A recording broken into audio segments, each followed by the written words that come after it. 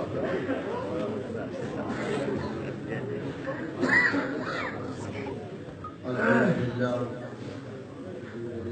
رب العالمين والصلاة والسلام على سيد الأنبياء والمرسلين أما بعد أعوذ بالله من الشيطان الرجيم بسم الله الرحمن الرحيم لقد من الله على المؤمنين إذ بعث فيهم رسولا صدق الله مولانا العظيم إن الله وملائكته يصلون على النبي يا أيها الذين آمنوا صلوا عليه وسلموا تسليما اللهم صل على سيدنا ومولانا محمد وعلى آل سيدنا ومولانا محمد وأصحاب سيدنا ومولانا محمد صلاة وسلام عليك يا رسول الله وعلى آلك وأصحابك يا سيدي يا حبيب الله الصلاة والسلام عليك يا سيدي يا رسول الله وعلى آلك وأصحابك يا سيدي يا حبيب الله الصلاة والسلام عليك يا سيدي يا رسول الله وعلى آلك وأصحابك يا سيدي يا حبيب الله معزز سامعین، تمام تر حمد و ثنا کے لائق وہ بار الہ ہے جو عرش اولا کے بلندیوں سے لے کر تحت ثری کی گہرائیوں تک ہر چیز کا خالق و مالک ہے، معبود حقیقی و معبود برحق ہے۔ ہزار درود و سلام خدا کے آخری پیغمبر، اللہ کے لاڈلے محبوب، آقا نامدار، مدنی تاجدار، حبیب کردگار جناب حضرت محمد مصطفیٰ علیہ تحیت و صلاۃ ذات بابرکات پر، جن کے وسیلہ دلیلہ سے رب کائنات نے ہمیں طرح طرح کے انعامات سے سرفراز فرمایا، بے حساب نعمتیں عطا فرمائیں، لیکن پیارے محبوب صلی اللہ علیہ وسلم کے طفیل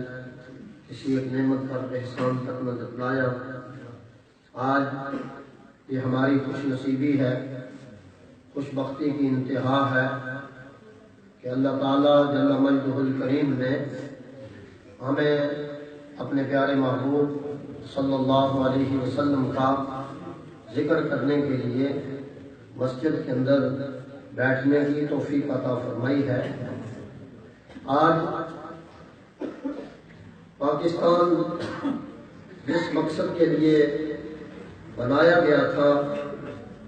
وہ مقصد دنیا کے سامنے کھل کر سامنے آ گیا ہے۔ ایک پردہ پڑا ہوا تھا، پاکستان کے مقاصد پر غلط لوگوں نے قبضہ کیا ہوا تھا۔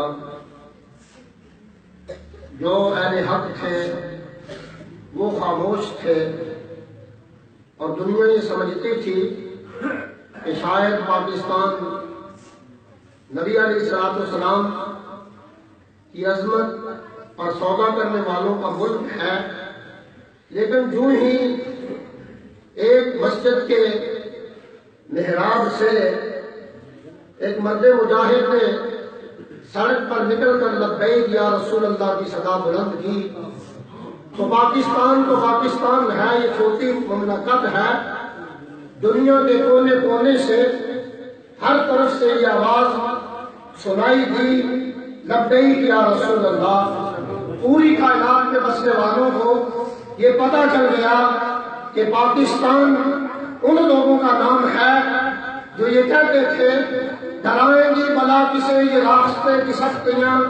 ہم عظمت رسول کے پاس یعنی پوری دنیا سمجھ گئی جو حضور کے نام پر سودا کرنے والے تھے، جو حضور کی گستاخی لوگوں کے دلوں میں ڈالنے کی کوشش کرتے تھے، وہ تو پاکستان کے اندر چند لوگ ہیں جو فیصدی بھی نہیں بن سکتے ہیں، اور پاکستان کی گلی کوچے اور بازار کے اندر رہنے والے لوگ نام مصطفیٰ پر مر مٹنے والے ہیں، نام مصطفیٰ پر مر مٹنے والے ہیں۔ ایک مسئلہ تھا جس میں ہر کلمہ پڑھنے والے کو صدائے احتجاج بلند کرنا چاہیے تھی، لیکن وہ مسئلہ تھا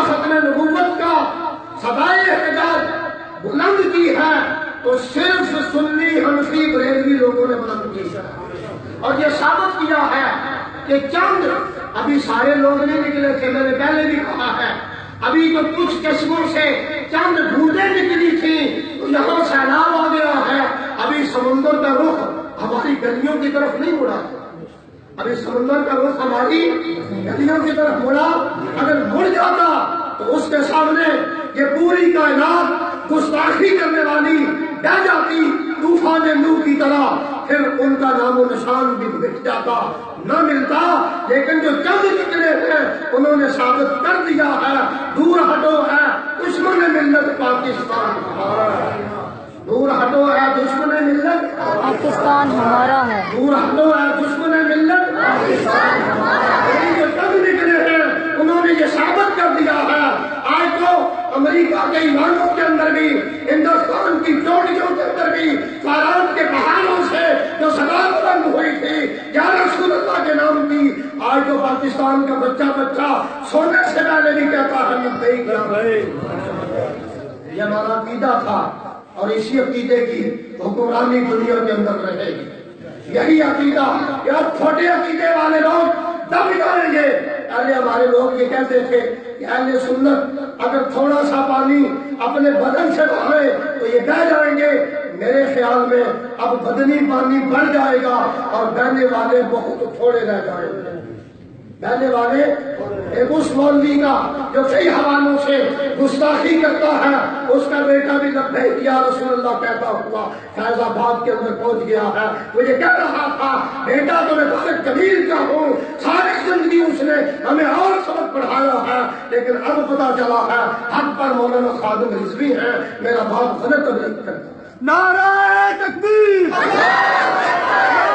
رسالت، نعرہ حیدری، جشن عید میلاد النبی۔ اس لیے آج کے جوانوں نے جس طرح یہ حسین محفل سجائی ہے، میں کبھی ایسی بات نہیں کرتا لیکن میں انہیں داد دیے بغیر نہیں رہ سکتا ہوں۔ یہ محبت، یہ الفت، یہ جس دل میں سما جاتی ہے، پھر جس کو عشق، جس کو حضور سے محبت ہو جاتی ہے، پھر اسے پتہ نہیں چلتا ہے کہ میں کہاں بیٹھا ہوتا ہوں۔ میں سنتی آگ پر ہوں، کوئلوں کے اوپر ہوں، تپتے ہوئے راجستھان کے اوپر ہوں، میرے بدن پر پہاڑ کا بوجھ ہے، کیا میں کتنے دنوں سے بھوکا ہوں۔ جو حضور کا نام ہے نا، تو نبی علیہ السلام کا نام ہے، یہ ہر دکھ کا مداوا ہے، یہ ہر درد کی دوا ہے۔ اس نام کے لینے والا بھوک پیاس برداشت کر سکتا ہے لیکن بے غیرتی کا سودا نہیں کر سکتا، بے غیرتی کا سودا نہیں کر سکتا ہے۔ اور ثابت کر دیا اہل سنت کے جوانوں نے، بزرگوں، بچوں اور بوڑھوں نے، ہماری لاشیں بے گور و کفن تو رہ سکتی ہے لیکن ہمارے جیتے جی ہمارے آقا کے نام کی گستاخی نہیں کی جا سکتی۔ مجھے ایک ہندو کی رپورٹ ملی ہے، جب ادھر دھرنا تھا، آخری دن تھا، تو وہ یہ کہہ رہا تھا ہندوستان انڈیا کا ہندو کہ کیا وجہ ہے ان کی نمازیں بعض اوقات رہ جاتی ہیں، قرآن کی تلاوت رہ جاتی ہے، روزے بعض اوقات چھوڑ دیتے ہیں لیکن اپنے نبی کے نام پر سودا نہیں کر سکتے ہیں۔ یہ نام آتا ہے تو یہ سارے اکٹھے ہو جاتے ہیں، یہ سارے کیا ہو جاتے ہیں؟ ڈاکٹر اقبال نے خواب دیکھا کہ اس نے دیکھا کہ سارے مسلمان اکٹھے ہیں، بڑا عرصہ پریشان رہا کہ میری خواب کی تعبیر کب ہوگی۔ 12 ربیع الاول آیا، لاہور میں جلوس نکالا جا رہا تھا،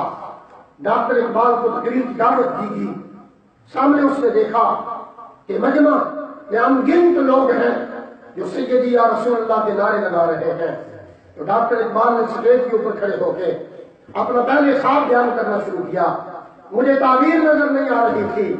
کہ مسلمان کس جگہ اکٹھے ہو سکتے ہیں، لیکن جب آج 12 ربیع الاول کو حضور کے نام پر جلوس کی کال دی گئی تو یہ ٹھاٹھے مارتا ہوا سمندر دیکھ کے مجھے یقین ہو گیا، مجھے سمجھ آ گئی کہ مسلمان اگر اکٹھے ہو سکتے ہیں تو نام مصطفیٰ پر اکٹھے ہو سکتے ہیں، نام نبی پر اکٹھے ہو سکتے ہیں۔ اس سے پہلے کبھی ان کو اکٹھا ہوتے ہوئے نہیں دیکھا تھا۔ یہ ہماری محبت حضور کے نام کی وجہ سے ہے، ہماری الفت حضور کے نام کی وجہ سے ہے۔ ابھی تک بھی چند لوگ ایسے ہیں جو نبی علیہ السلام کو اپنے جیسا سمجھتے ہیں، بلکہ یہ کہتے نظر آتے ہیں امتی بعض اوقات نبی سے بن جایا کرتا ہے۔ یہ لوگ بھی کلمہ پڑھ کے یہ کہتے نظر آتے ہیں، لیکن آج مسلمانوں نے یہ ثابت کر دیا ہے نبی علیہ السلام کا تو مقام عرش و اعلیٰ ہے،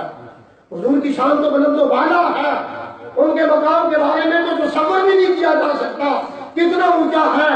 حضور کے غلاموں کے جوتوں کے ساتھ جو مٹی لگی ہے، ساری زندگی عام آدمی عبادت کر کے اس مٹی کے برابر بھی نہیں ہو سکتا، اس مٹی کے برابر بھی نہیں ہو سکتا ہے۔ آج عقائد کھل کر سامنے آ رہے ہیں، حضور کی مصریت کا دعویٰ کرنے والے اپنی کھٹوں کے اندر بھی نظر نہیں آ رہے ہیں۔ وجہ یہ ہے کہ اگر وہ باہر نکلتے ہیں تو لوگ پوچھتے ہیں مولوی جی تمہارا اسلام کون سا ہے، تمہارا کس اسلام سے تعلق ہے، تمہارا کس اسلام سے؟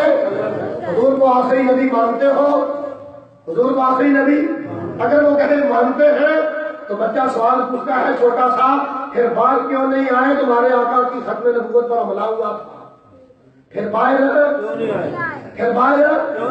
اب وہ یہ نہ کہہ سکتے ہیں کہ ہم حضور کو مانتے ہیں، نہ یہ کہہ سکتے ہیں کہ نہیں مانتے ہیں، وہ اپنی دلوں کے اندر چھپ گئے ہیں تاکہ یہ بات ختم ہو جائے اور ہم باہر نکل کے اسلام کی تبلیغ کریں۔ لیکن یہ بات ذہن میں رہنی چاہیے، اب صبح قیامت تک مسلمانوں کی زبانوں پر لبیک یا رسول اللہ کا نعرہ جاری ہے،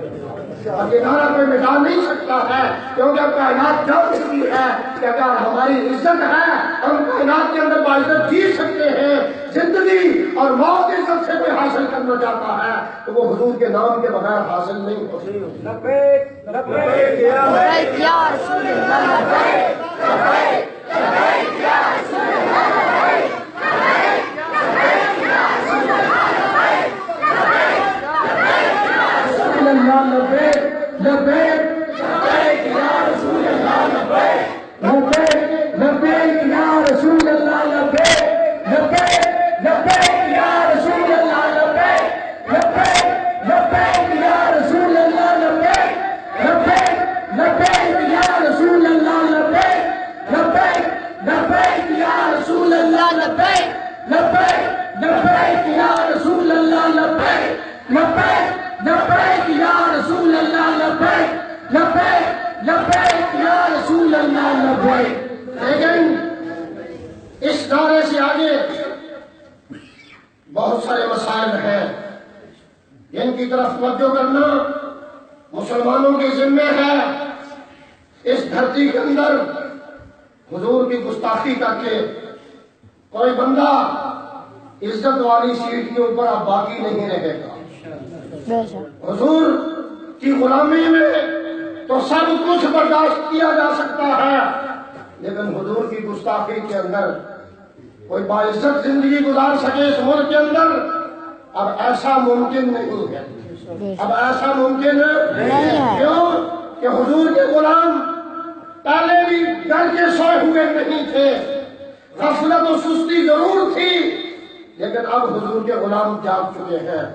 اب انہیں پتا ہے ہماری منزل کیا ہے، ہم نے کیا کیا کام کرنے ہیں۔ ان کی رگوں کے اندر غیرت والا خون بہت پہلے سے موجود ہے، سبق انہوں نے حرمت رسول کے بہت پہلے سے پڑھ لیے ہیں۔ حضور کی گستاخی برداشت کرنے کا مادہ پہلا کلمہ پڑھنے والے سے لے کر آخری کلمہ تو وہ کہ دلوں کے اندر موجود نہیں ہے۔ حضور کی گستاخی کبھی بھی مسلمان برداشت نہیں کر سکتا ہے۔ ادنا شدنا گستاخی کرنے والے کی سزا اب مسلمان خود متعین کرے گا کہ جو حضور کی گستاخی کرتا ہے اس کا سر اس کے بدن کے ساتھ باقی نہیں رہے گا، اس کا سر اس کے بدن کے ساتھ باقی نہیں رہے گا۔ مسلمان جان چکے ہیں، مسلمان اب جانتے ہیں اس کائنات کے اندر پہلے درجے سے لے کر آخری درجے تک کا ملازم وہی ہوگا جس کا سر چوکھٹ مصطفیٰ پر جھکا ہوا ہے، جس کی زندگی حضور کی غلامی میں گزر رہی ہے۔ اب دن گنے جا چکے ہیں ان لوگوں کے جو چھوٹے پیسے جمع کیا کرتے تھے اور لوگوں سے حضور علیہ السلام کی غلامی کا سودا کرنے کی کوشش کرتے تھے۔ اب مسلمان جانتا ہے کہ میں نے زندگی حضور کے نام پر مر مٹ کے گزارنی ہے اور نام مصطفیٰ پر سودا نہیں کرنا، حضور کے نام پر سودا نہیں کرنا۔ ایک یہ بات تھی، بعض لوگوں کا یہ خیال تھا کہ ہمارے آقا جیسی کوئی کائنات ہے، حضور علیہ السلام کو جو شان اللہ نے عطا کی ہے۔ ایک وصف تو آپ نے سنا ہے، فیض آباد چوک میں جو گفتگو ہوتی رہی ہے نا، یا جس کے لیے ہم نے جلوس نکالے ہیں، ایک مسئلہ تھا، ایک حضور کی ختم نبوت، حضور کی حضور آخری نبی ہے، حضور کے بعد کوئی نبی بن کے نہیں آ سکتا ہے، حضور کے بعد کوئی نبی بن کر نہیں، کوئی انسان نبی بن کے نہیں آ سکتا ہے۔ ایک مسئلہ تھا، یہ صرف یہی ایک شان حضور کی ایسی نہیں تھی کہ جو آپ کے ساتھ خاص ہے، بلکہ ہمارے آقا صلی اللہ علیہ وسلم کو جتنے اوصاف اللہ نے عطا کیے ہیں، جتنی صفتیں عطا کی ہیں، جتنی خصلتیں عطا کی ہیں، ساری کی ساری صفات حضور کی بے مثال ہے، حضور کی ساری حضور کا حسن بے مثال ہے، حضور کا علم بے مثال ہے، حضور کی سخاوت بے مثال ہے، حضور کا سونا بے مثال ہے، حضور کا جاگنا بے مثال ہے، حضور کا جینا بے مثال ہے، حضور کا وصال بے مثال ہے، حضور کا اٹھنا بے مثال ہے، حضور کا قبر میں جانا بے مثال ہے، حضور کا حشر میں جانا بے مثال ہے، حضور کا جنت میں جانا بے مثال ہے، حضور کا شفاعت کرنا بے مثال ہے، حضور کا غلاموں کو جنت میں لے جانا بے مثال ہے، کیونکہ ہمارے آقا صلی اللہ علیہ وسلم کی جو شان ہے، سرتا پا ہر ادا ہے لاجواب، سرتا پا ہر ادا ہے لاجواب، ہمارے آقا کی سر سے لے کر پاؤں تک ہر ادا جو ہے وہ لاجواب ہے، سرتا پا ہر ادا ہے لاجواب، خوبروؤں میں نہیں ان کا جواب۔ کائنات کے کسی خوبصورت کے اندر ہمارے آقا کی کسی ادا کا بھی جواب اور مثال موجود نہیں ہے، جواب اور مثال موجود نہیں ہے۔ بعض لوگوں کا یہ خیال ہے کہ ہم حضور جیسے ہیں، یہ مسلمانوں کا عقیدہ نہیں ہے، یہ صحابہ کا عقیدہ نہیں ہے، توبہ کرنی چاہیے اس عقیدے سے۔ نبی کی مثل کیسے کوئی ہو سکتا ہے؟ نبی کی مثل کوئی کیسے؟ یہ بات آپ کو پتا ہے، حضور معراج پر گئے ہیں اور نعلین شریف پہن کے گئے ہیں، یہ پتا ہے حضور معراج پر گئے ہیں اور نعلین شریف اور جو مکہ شریف کی مٹی نعلینوں کے ساتھ لگی ہوئی تھی وہ بھی ساتھ لگی رہی ہے، اور عرش الہی سے اوپر چلے گئے ہیں۔ عرش کائنات کا کوئی فرد کبھی سنا ہے کہ اللہ کے عرش سے اوپر گیا ہے؟ ہاں جی، اور حضور کی نعلین بھی اوپر چلی گئی ہیں، نعلین والی مٹی بھی اوپر چلی گئی ہے، نعلین والی۔ اگر کوئی انسان کائنات کا رہنے والا نعلین شریفین کے ساتھ لگنے والی مٹی کی برابری کا بھی دعویٰ کرے تو مسلمان اسے جھوٹا سمجھیں گے، وہ کذاب ہے، وہ اس کے برابر نہیں ہو سکتا، اس کے برابر نہیں ہو سکتا، وہ اس کے برابر نہیں ہو سکتا۔ میں ایک بات اہم کرنا چاہتا ہوں، بس ہم محفل، ہماری محفل ہو گئی ہے، نوجوانوں نے جو محفل کی ہے نا، اس کا بھی کوئی جواب نہیں ہے، محفل ہماری ہو گئی ہے، اب دعا ہی مانگنی ہے۔ بعض لوگوں کے ذہنوں میں ہے، میں نے پہلے بھی یہ بات گزارش شاید یہاں کی ہے یا نہیں کی، لیکن یہ بات بڑی ضروری ہے۔ بعض لوگوں کا یہ خیال ہے کہ ہم نبی جیسے ہیں، نبی علیہ السلام ہم جیسے ہیں، نبی علیہ السلام، لیکن آج جو استغفر اللہ پڑھ رہے ہیں نا، آئندہ اگر کوئی کہے تو اس کے منہ پر تھپڑ مارنا ہے کہ یہ کافروں کا عقیدہ ہے، آئندہ اس کے سامنے استغفر اللہ نہیں پڑھنا، آئندہ اس کو کیا کرنا ہے؟ تھپڑ مار کے کہنا ہے کس زمانے کی بات کر رہا ہے، یہ تو مجاہد کا عقیدہ تھا، یہ تو فرعون کا عقیدہ تھا، یہ تو نمرود کا عقیدہ تھا، یہ غیر مسلموں کا عقیدہ تھا جس کا تو پرچار کرتا ہے۔ نبی بھی کبھی کسی انسان، کسی عام بندے کی مثل ہو سکتا ہے، یہ بات تو آپ کو پتا ہے، کہ ہر فرد گناہوں سے پاک اس وقت ہے کہ کوئی گناہ بھی اس کے ذمہ نہیں جب وہ پیدا ہوتا ہے، جب وہ یہی بات ہے، جب وہ کیا ہوتا ہے پیدائش کے وقت جنم لینے والے بچہ کہ ذمہ کوئی گناہ نہیں ہے، وہ گناہوں سے پاک ہے۔ حتیٰ کہ اگر وہ بہت زیادہ عبادت کرتا ہے، بہت زیادہ عمل بن جاتا ہے، حج اس کا مقبول ہو جاتا ہے، تو حضور فرماتے ہیں جس نے حج کیا، رفث نہیں کیا، فسق نہیں کیا، تو وہ گناہوں سے ایسے پاک ہو جاتا ہے جیسے ماں نے اس کو جنم دیا ہے۔ سب سے زیادہ پاکیزہ حالت، سب سے زیادہ پاک بندہ اس وقت ہے جب ماں کے پیٹ سے باہر آیا ہے، اور آگے آنے والی جو اس کی گھڑی ہے نا، وہ پہلی گھڑی کے برابر نہیں ہے، وہ پہلی گھڑی کے برابر ہے۔ اس کے جسم پر گناہوں کی آلودگی آنا شروع ہو جاتی ہے۔ اسی بندے کے بارے میں نہیں کہا جا سکتا کہ اس کی آنے والی گھڑی پیدائش والی گھڑی سے بہتر ہے، لیکن کائنات کا ایک ہی فرد ہے، ایک ہی ہستی ہے،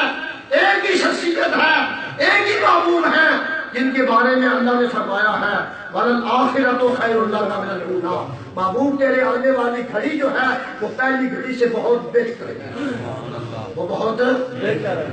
یہ بات سمجھ آئی ہے؟ مثلیت کا دعویٰ کرنے والا کیا وہ بڑا ہو کے اسی طرح جس طرح پیدا ہوا تھا اسی طرح گناہوں سے پاک ہے؟ اور ہر کسی کی جنم والی گھڑی بہتر ہے، ہمارے آقا کی آنے والی ہر گھڑی پہلی سے بہتر ہے۔ پہلی سے کیا ہے؟ مثلیت کا دعویٰ کیسے ہو سکتا ہے؟ کوئی مثل ہو سکتا ہے حضور کی؟ ہے جی؟ حضور کی مثل ہو سکتا ہے؟ حضور کے بچپنے کی کوئی مثال پیش کر سکتا ہے؟ اور بچپنے میں کتنے پاکیزہ ہیں، صرف پیدائش ہوئی ہے، پوری کائنات کے اندر جتنے شرک کے اڈے تھے وہ سارے کے سارے دم توڑ گئے، بت گر گئے، آگ بجھ گئی، عبادت جن بالیوں کی جاتی تھی وہ خشک ہو گئے، جن محلوں پر ناز کیا جاتا تھا، شرک اڈے جنہیں سمجھا جاتا تھا، وہ زمین بوس ہو گئے اور کائنات کے اندر اعلان ہو گیا اب وہ محبوب آیا ہے جو شرک کی دیکھ کو نہیں کرے گا، اب بتوں کی پرستش نہیں ہوگی، اب بتوں کی پرستش نہیں ہوگی۔ ہمارے آقا کی تو صرف پیدائش